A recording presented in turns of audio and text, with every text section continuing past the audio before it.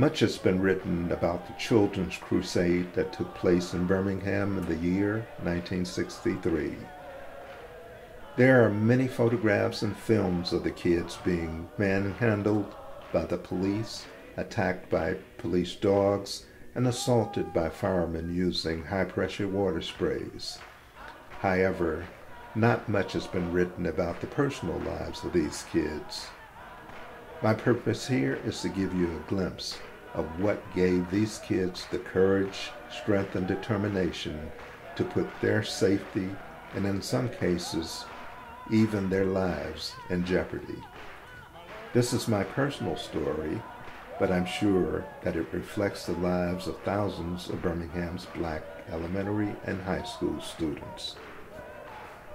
As kids, we knew that life for us was not equal or fair.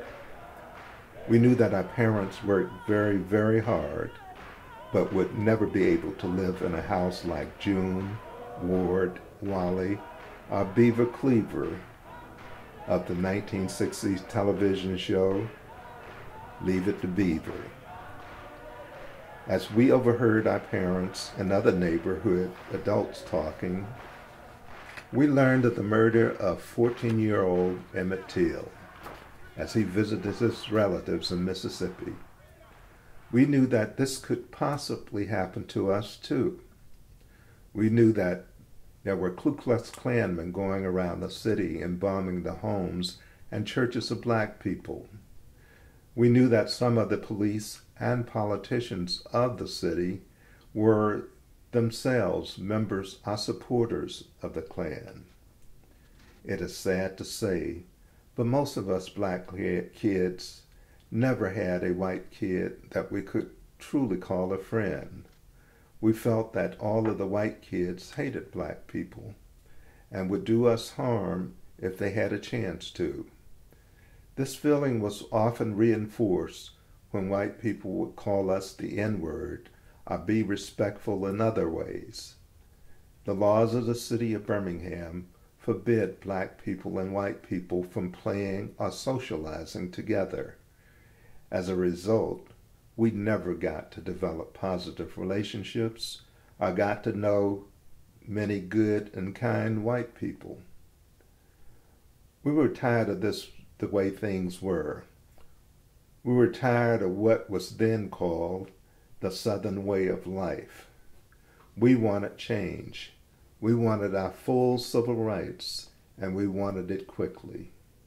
We wanted it now. My friends and I were overjoyed when we heard rumors that Reverend Martin Luther King Jr. was coming to Birmingham to help us fight for our civil rights. I had the opportunity to meet him at a mass meeting at First Baptist Church in Ensley, pastored by his brother, the Reverend A.D. King. At this meeting, we were later introduced to one of Dr. King's associates, the Reverend James Bevel. A few days later, just before my high school was turning out, the kids were passing around memograss flyers and talking about a civil rights mass meeting that was going to be held at Trinity AME Zion Church in Ensley. All of us kids were excited at this news because we knew that something big was going to happen. We swore to each other that we would be at the mass meeting. We were happy, anxious, excited, and somewhat scared to take part in the civil rights movement. We were anxious to be jailed for taking part in the Birmingham protest demonstrations. We were also scared because some adults had warned us that if we were jailed, we would get a police record, that this police record would cause us problems later in life. On the night of the mass meeting, I told my parents that I was going to Trinity AME Zion Church. I'm sure that they thought I was going to a church revival. They didn't know about the mass meeting. When I entered the church, kids from my high school, which was then called Western Overland High School, now called Jackson Olin High School, filed in and filled every available space. Reverend Bevel and his associates were in the pulpit leading the group in songs.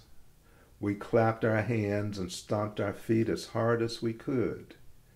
We chanted and sang Negro spirituals, church hymns, and popular music where we changed the lyrics to make these songs into freedom songs. We sang as loud as we could. We swayed our bodies from left to right. We tried to lift the roof of the building with our shouts, stomps, claps, and songs.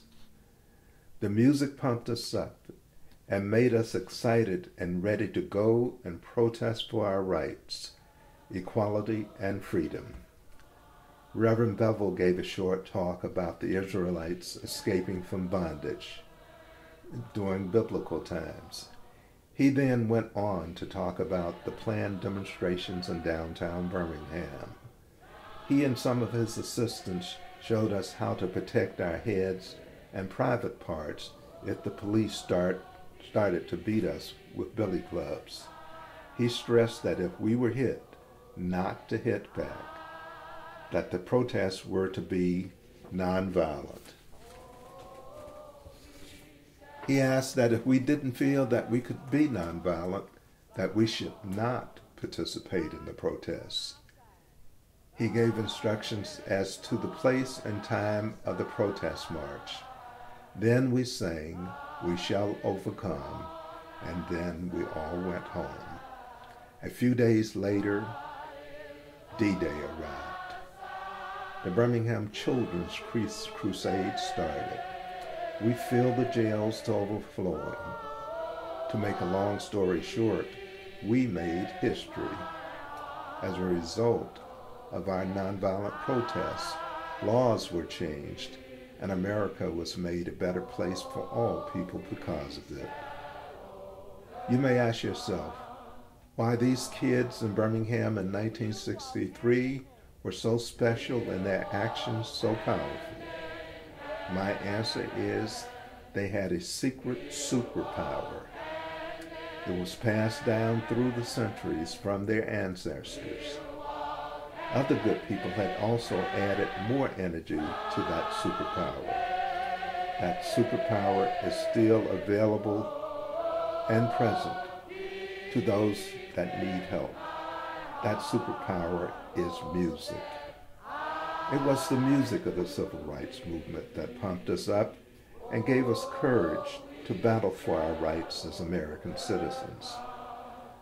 When we were down, it gave us the tenacity to keep fighting. It helped us get up, even when we had been knocked down so many times before. When we felt oppressed and dejected, it made us lift our heads up high and walk proud. When others told us we were worthless, the music told us that we were somebody. When others told us that we could never win, the music gave us confidence that we could change things. We sang when we were put in jail. We sang when dogs and fire hoses were trained on us. We sang when everything looked hopeless. We sang when everyone knew we were treated unfairly but did nothing to change it. It was the music that caused people to join our fight for fairness, justice, peace, equality, and freedom. It was the music that has been our super weapon. God, we thank you for the gift of music.